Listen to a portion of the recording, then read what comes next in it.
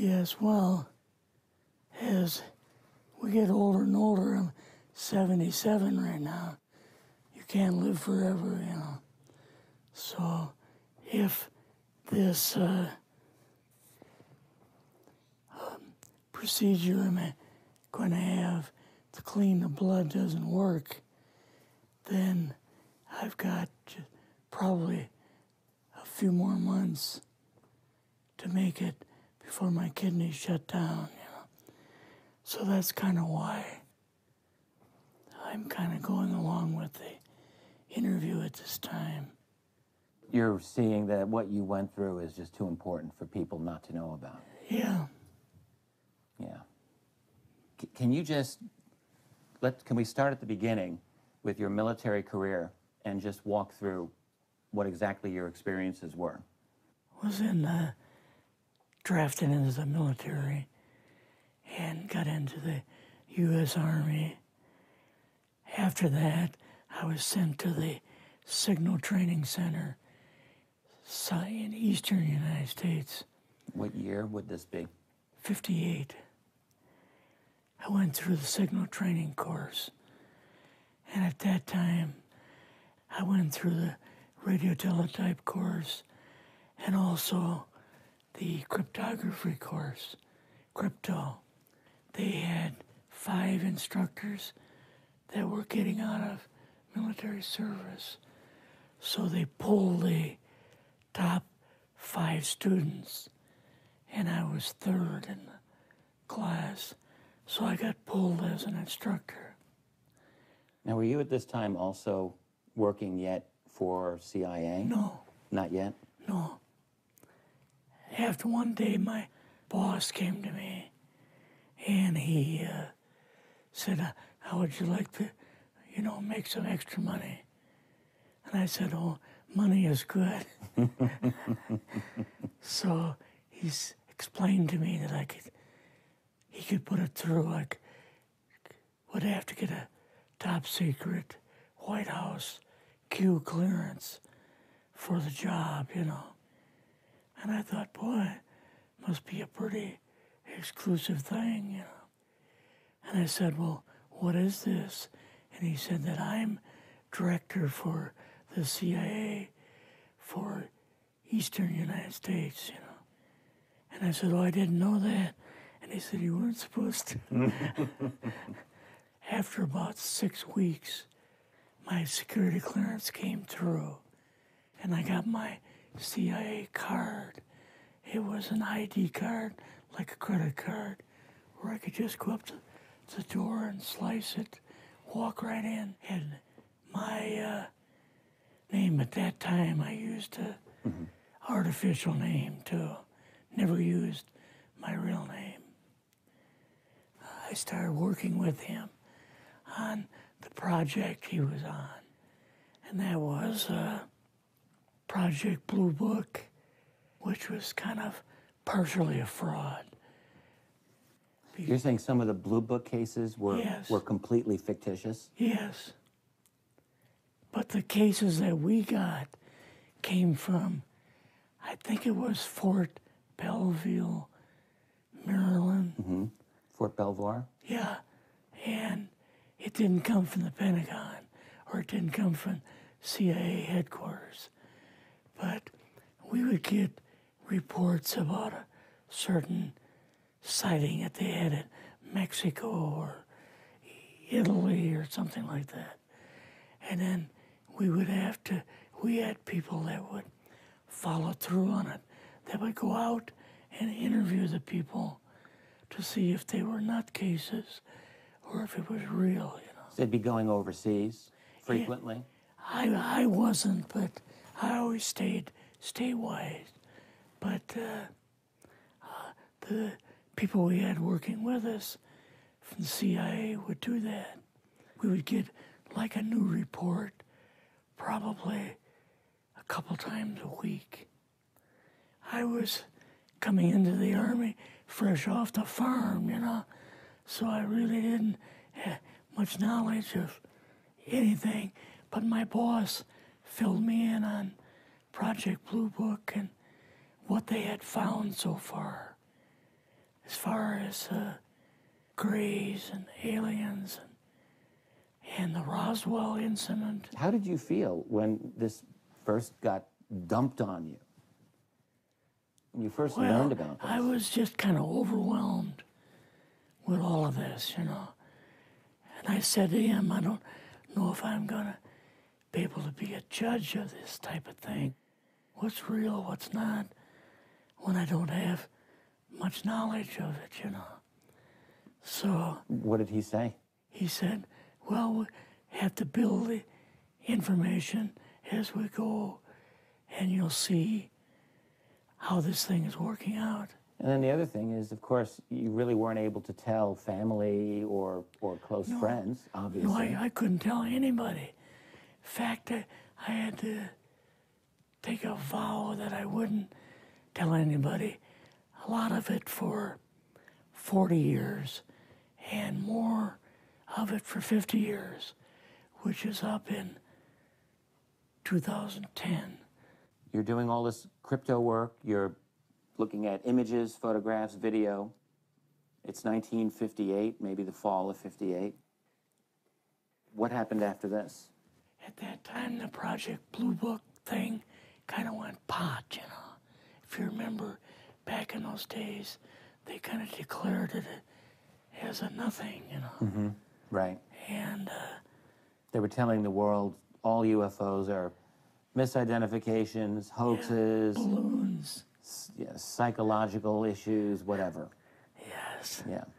So my boss came to me and he says, we've both got a new assignment. And he says, oh, I said, where are we going? Oh, he says, we're going to the Capitol. We're going to be part of the Eisenhower push. He's trying to find out something about all about these aliens that MJ-12 was supposed to find out, but never sent back reports to him. The MJ-12, the UFO control group, were they calling it MJ-12 at that time? Yes. They called us in, went into the Oval Office, and President Eisenhower was there and Nixon, and they said, we called the people in from MJ-12 from Area 51 and S4, but they told us that the government had no jurisdiction over what they were doing. So being a general, past general, you didn't tell them to go to hell without any real good reason, you know. Mm-hmm. So he said, I want you and your boss to fly out there. I want you to give them a personal message. And he says, I want you to tell them, whoever is in charge, tell them that to get in, they have this week, coming week, to get into Washington and to report to me. And if they don't, I'm going to get the First Army from Colorado, and we're going to go over, we're going to take the base over. I don't care what kind of classified material you got. We're going to rip this thing apart. Eisenhower was going to invade Area 51. Yeah, with the First Army.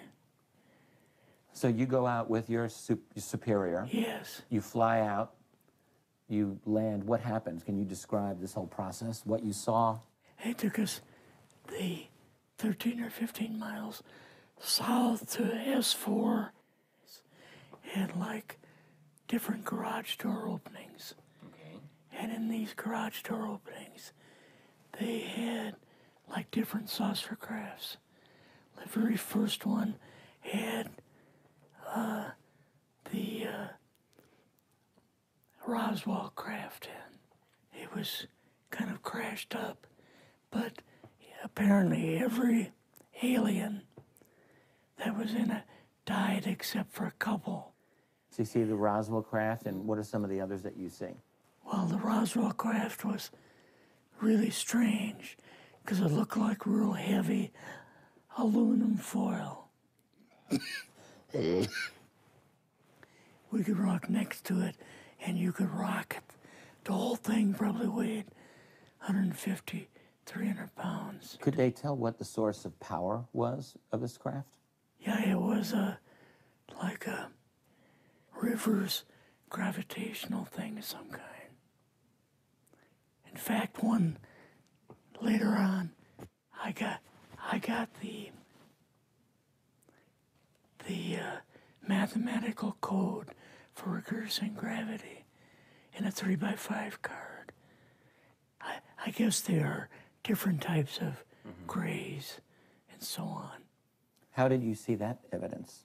Well, at the later on at S4, we viewed the autopsy film, and then the colonel said, "What we've got in here is we're interviewing a gray alien."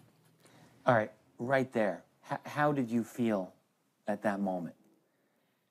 Well, I thought, boy, we had no idea we were going to see the real thing. All we saw was film. You had to have a little bit of heart racing at that Yes. moment. My boss was able to go in and had like a partial interview with him. So what did this gray alien look like? Could you describe him a little bit? This one looked a little bit oriental. So I'm just wondering if it looked almost human, what about this didn't look human? No, it didn't look human as far as the skin tone and basically the shape of it and the size. How was its head size compared with a normal human, for example? Brain was kind of a little bit bigger. And some of the nose was very, very small. And the ears were just like holes. Mouth was very small. Now, why were they bringing you out here at all, anyway, to see an alien? What was the point? To go back and tell the president they actually had one. So he did not know at this point No, if there was an alien at S4. no. What did you do then at Area? Were you done, or did you have other things to do at Yeah, so S4? basically we were kind of done. Went back to Area 51. They took us into the main building, and there we saw a U-2, which of course we didn't know existed. And a model of the SR-71. Yeah, the Blackbird. So, but like I mentioned earlier, it was not a model of the current Blackbird, but It's later an earlier Blackbird, version. but an early version. Did you go directly to Washington after this? Yes. Or did you go somewhere else? How did they get, did you fly regular airline or? We flew back to the commuter plane back to the air base, and then took President Eisenhower's Lockheed Electra back to Washington. You and your supervisor, Yeah. superior officer, and now you're meeting with the president? Yes. Can you describe this? Well, we met with him in, the second story of the old OSS warehouse building. And Eisenhower and Nixon were there, and also Hoover was there. So he asked us what was going on, and we told him about the alien, the whole situation, and the black projects and so on. And he was just totally shocked. He appeared for the first time to be worried. You know, like he was worried. I would think that Eisenhower would, I mean, he certainly knew that flying saucers were real. Yes. He knew that there were aliens. So I guess I'm just wondering, what would he have been, really surprised about? Surprised about the black programs. Eisenhower said, got to keep this thing completely secret. You know, can't talk about this.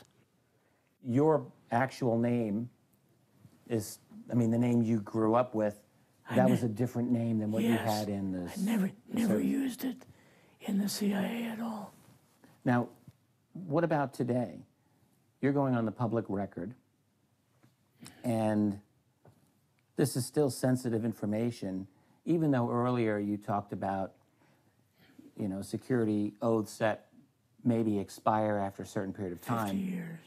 But you're still concerned. Linda Moldenhauer's phone call, her phone was tapped, and they got my phone number, and through the telephone company, they're able to find me, and so on. When they found you, what happened? I was going to a grocery store. Two guys in a black suits come out of a black Lincoln town car and came over to see me. And they told me that I better not publish anything or talk to Linda about any more things. So at that time, I did, you know, I stopped. That was enough to intimidate you. Yes. Rather remain anonymous. Never show my face on anything. Really, thank you for doing this. Yes, this was, I guess, kind of a good idea because I feel much better having talked about it. I kind of feel like there's a load off my shoulders. Really? Because I had an awful lot of secrets that I had kept over the years.